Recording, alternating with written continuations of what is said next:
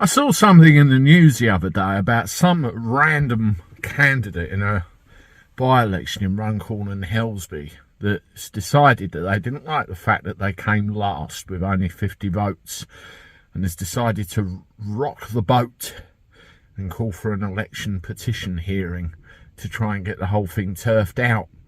You know how this news article set him out to be a sore loser, a nobody, just some random geezer who decided to have a go.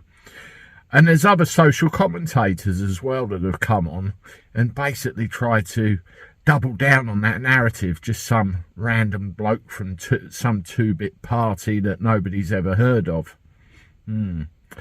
Well, there's slightly more to it than that. It's the big matter of election interference.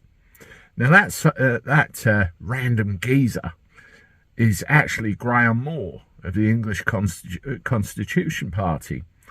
Yes, he did only get 50 votes. Yes, he did lose the election. Does he give a shit about the fact he lost the election? No, he doesn't. What he gives a shit about is the fact that there is election interference that is rife through our electoral system, and it desperately needs to be sorted out. Now, in this instance alone, Graham got 50 votes, yes, and they're all clipped in piles of 50 votes. Years ago, in fact a decade previously, Graham once again got 50 votes. What both of these places had in common? They were both Labour-run constituencies at the time. Now, everybody's very fearful about this because they're thinking, well, what happens if Graham goes ahead and does it and gets his trial and the election's thrown out and run again? And what happens if Labour comes in? Well, what Graham actually fully expects to happen is for Sarah Potion to be returned with a far higher majority. That is if the election was run properly. Of course, Runcorn and Helsby wasn't the only place.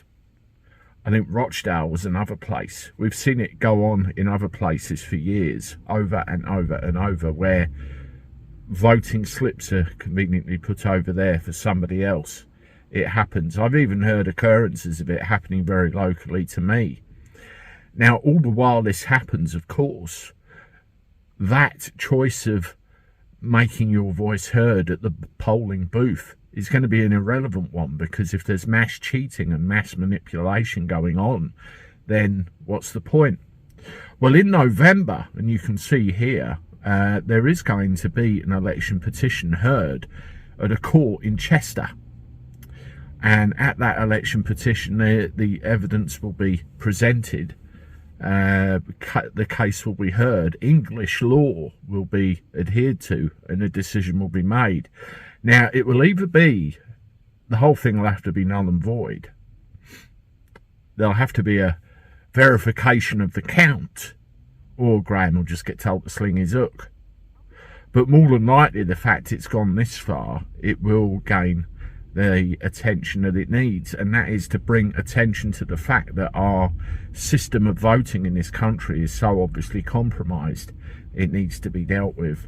It's very interesting to me that no mainstream media channel is talking about this at all. In fact, I'm pretty much the only person that's banging on about this loudly.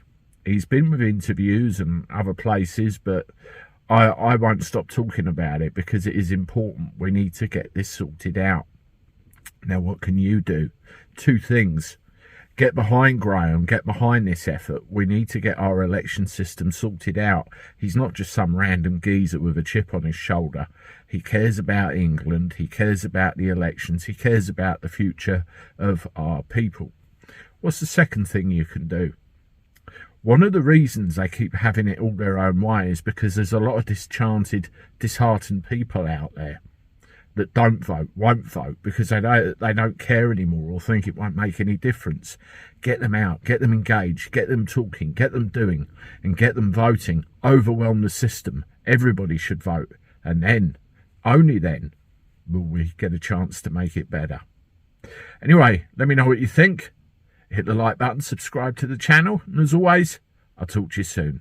Toodaloo.